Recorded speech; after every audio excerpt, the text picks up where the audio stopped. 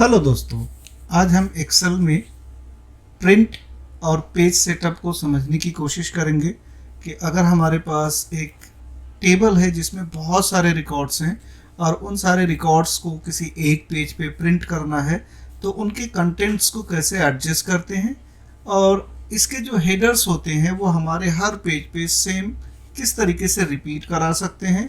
इसके अलावा हम पेज नंबर इंसर्ट कैसे कर सकते हैं। तो इन कुछ टॉपिकों को लेकर आज का हमारा वीडियो है। चलिए शुरू करते हैं। सबसे पहले हमारे पास जो टेबल है उसे ध्यान से देखते हैं।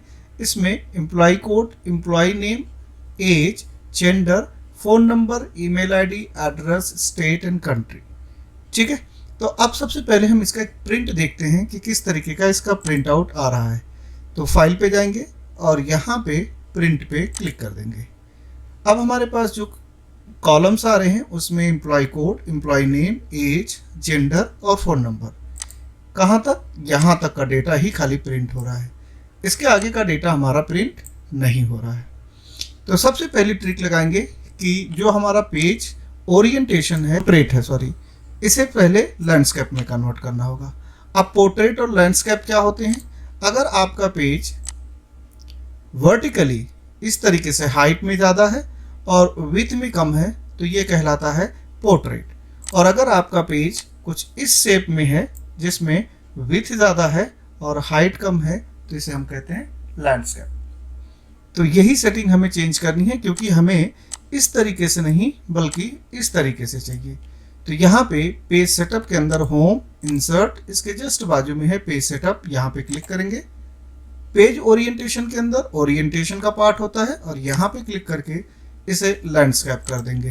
तो अभी हमारा जो आ रहा था फ़ोन नंबर तक आ रहा था। अब प्रिंट करेंगे, फाइल पे जाते हैं, प्रिंट पे आते हैं। अब देखिए फ़ोन नंबर के बाद ईमेल आईडी और एड्रेस भी अभी इंक्लूड हो गया है, बट अभी भी हमारी सारी फील्ड्स यहाँ पे नहीं आ रही है। फिर से पीछे चलते हैं और दोबारा समझने की कोशिश करते हैं कि और क्या चीज़ें रह गई। तो हमारा ईमेल आईडी आ गया था, एड्रेस आ गया था, अभी स्टेट एंड कंट्री रह गया।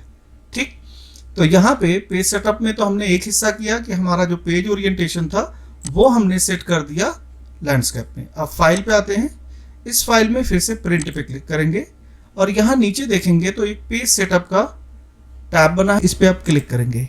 जैसे आप क्लिक करेंगे तो आप देखेंगे कि यहाँ पे पेज सेटअप का पार्ट खुल जाएगा। इसमें हमने अभी लैंडस्केप किया। यहाँ पे आप देखेंगे एडजस्ट टू 100% दिया हुआ और इस 100% को फिलहाल के लिए मैं 85% रख लेता हूँ, 85। ठीक है, एंड देन ओके।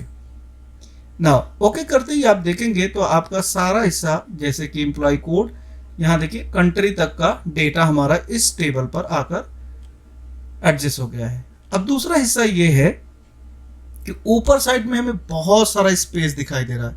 यहाँ पे देखिए स्पेस स्पेस स्पेस, तो लेफ्ट साइड में कम है, राइट साइड में ज़्यादा है, टॉप एंड बॉटम में ज़्यादा है।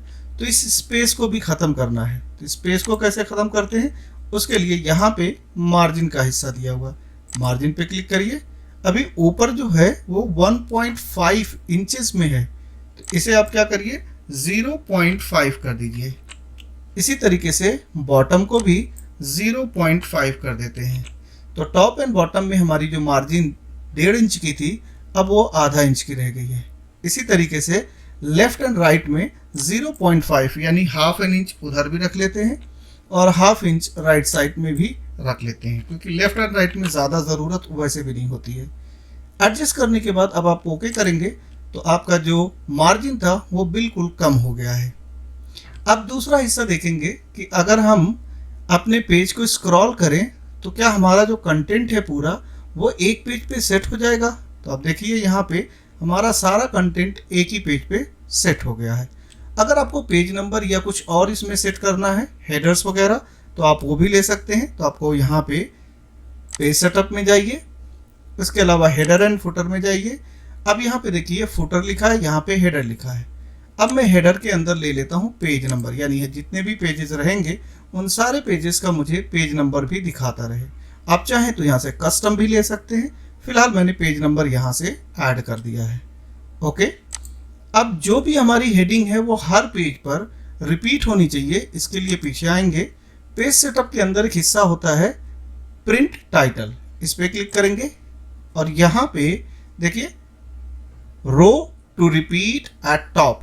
तो रो टू रिपीट एट टॉप पे यहाँ पे आपको जो भी रिपीट कराना है उस हिस्से को कुछ इस तरीके से सेलेक्ट कर लीजिए और फिर यहाँ पे ओके कर दीजिए।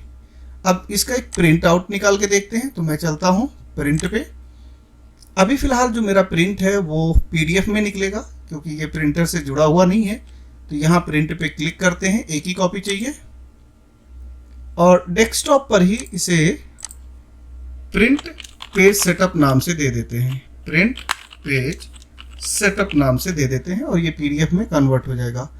यहाँ पे सेव पे क्लिक करते हैं।